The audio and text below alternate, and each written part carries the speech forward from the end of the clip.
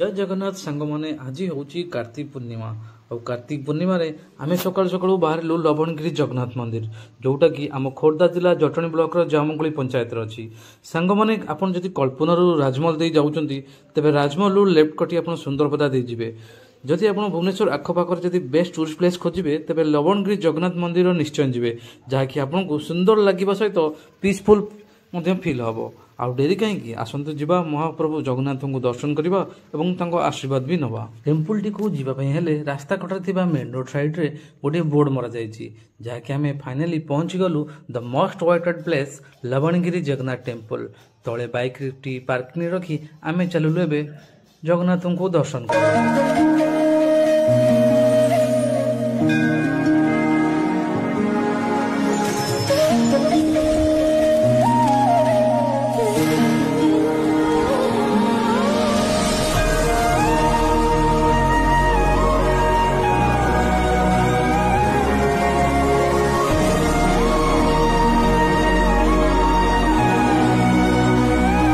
भुवनेश्वर एबे hype होइतिबा लवणगिरी Jagannath temple T जहाँकि गोटे पहाड़ टी कटा जाई सुंदर भव्य मंदिर भाव निर्माण करा जायछि।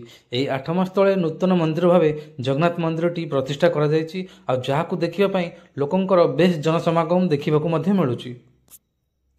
एठारे मंदिर दिन 2टारू अपराह्न 4टा पर्यंत पहड़ पड़ी रुहे पूरी परी एठारे मध्य रथयात्रा परंपरा हुए। महाप्रभु जगन्नाथ भौणी सुभद्रा भाई बलभद्र को धरी रथरे विजय करती। एठारे रथयात्रा और झुलन यात्रा दुईटा जाक बहुत धूमधाम रे पालन करा जाए। एठारे महाप्रभु जगन्नाथ मंदिर सहित प्रभु महादेव लवणेश्वर माँ विमला माँ लक्ष्मी बजरंगबली महावीर को मंदिर दर्शन कर भगवान को दर्शन करने वीकेंड्र भैकेसन टी आउ टे स्पेशल करने प्लां कर भगवान को माध्यम खोजती तेरे लवणगिरी जगन्नाथ मंदिर आपण बेस्ट डेस्टिनेशन साउलमेट प्लेस है। भिडियोटी को देखला परे लाइक आउ सब्सक्राइब करने को बिल्कुल भूलें। पुणी देखा आउ गोटे नूतन ब्लॉग रे। नमस्कार, जय जगन्नाथ।